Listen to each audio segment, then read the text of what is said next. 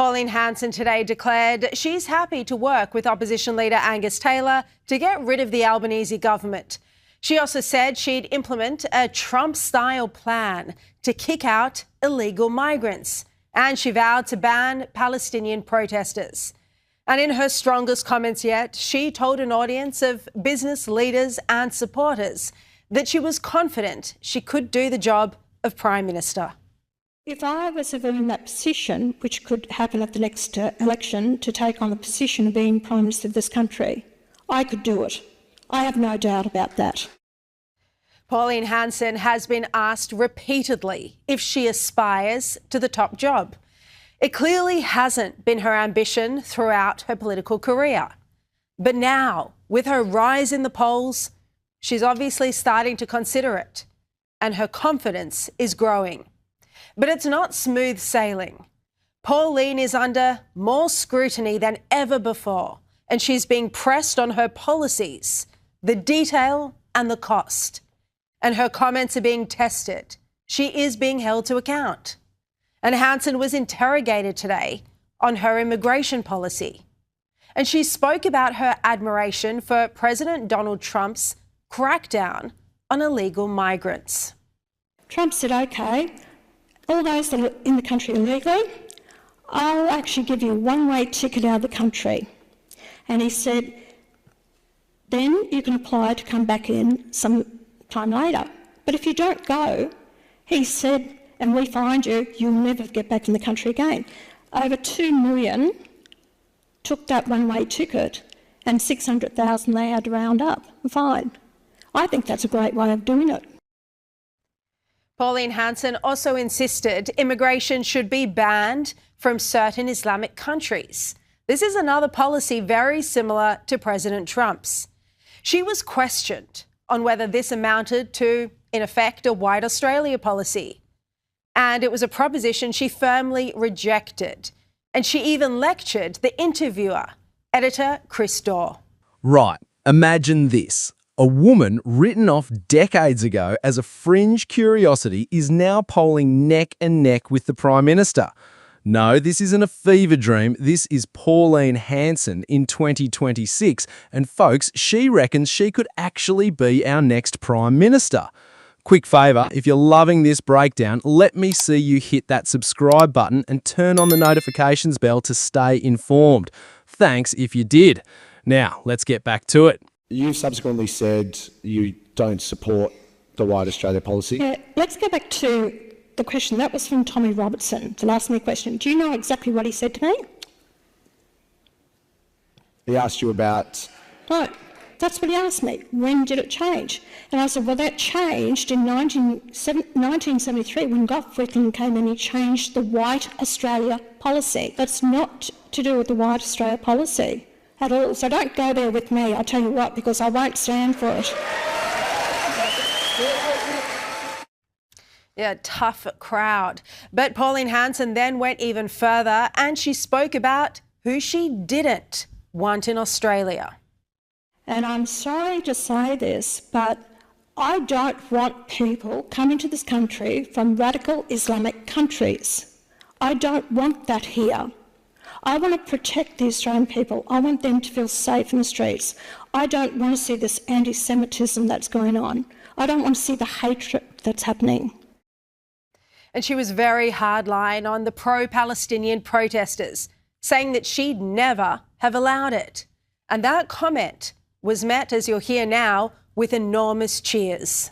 You see, I would never have allowed those protest marches with Palestinian flags in our country. You want to go and protest? Go over to Palestine and protest over there, not on our streets.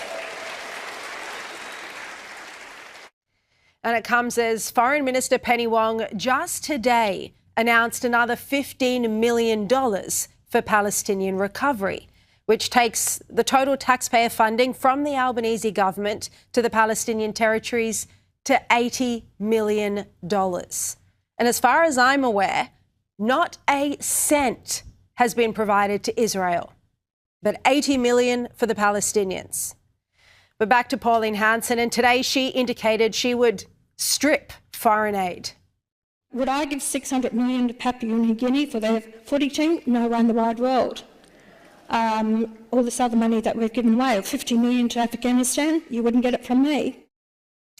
It's this sort of straight talk that's cutting through with voters, and it's why she's well above the coalition in the polls.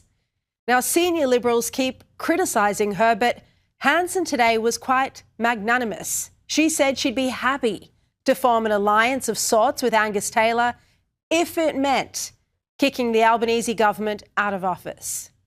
I'm very happy to work with the coalition government, the Libs and the National Party, to join forces if we have to get rid of the Labor Greens government. As we've spoken about at length, the idea does make sense because One Nation is sitting on 30% of the primary vote and the coalition on just 19%. Combined, that is around 50% of the primary vote, which could have a chance at being competitive. But Angus Taylor this morning rejected the idea of an alliance, in South Australia at least, outright. That won't be happening.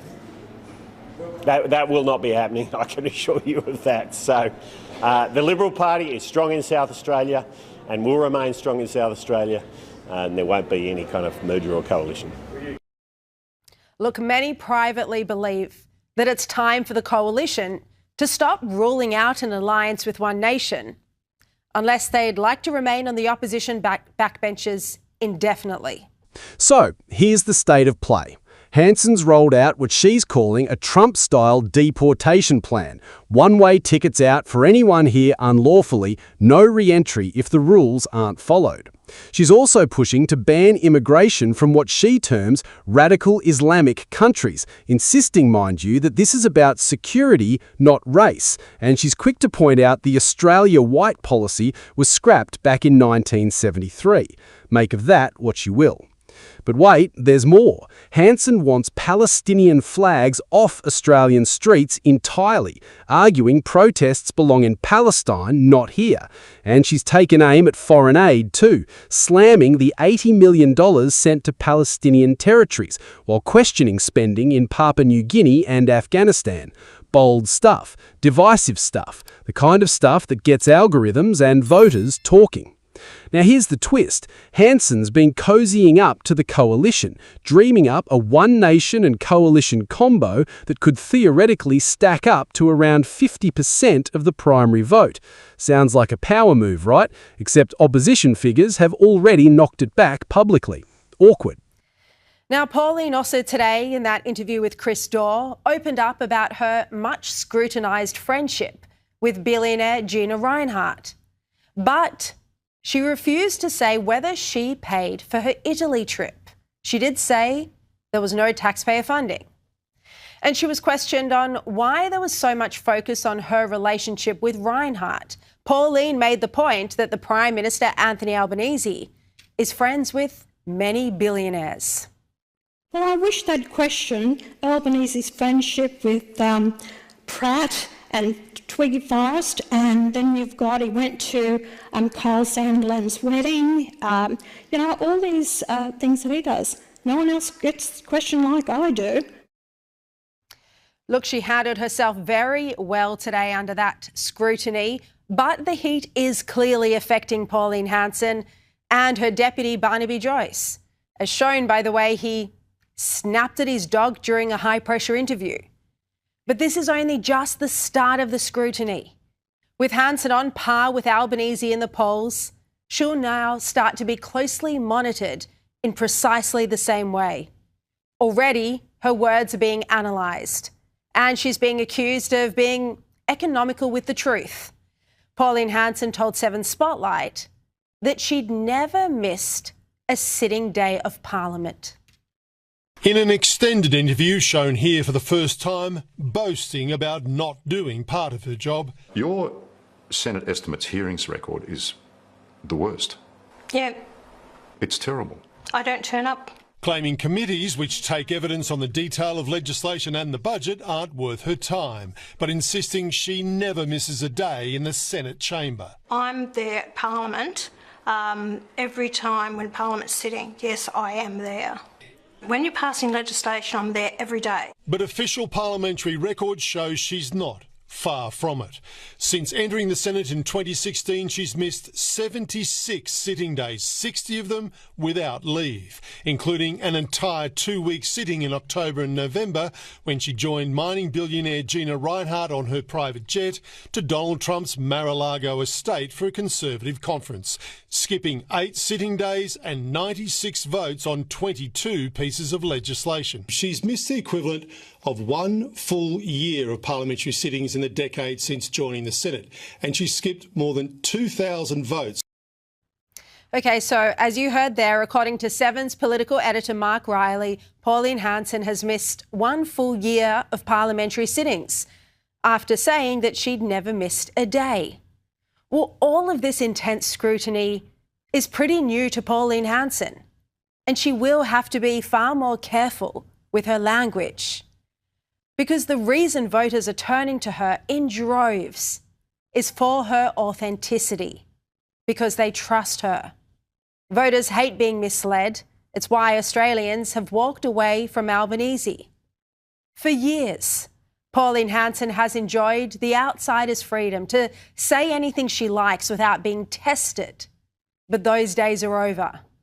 The scrutiny she's facing now is the price of being taken seriously. And it is a sign of just how far she's come.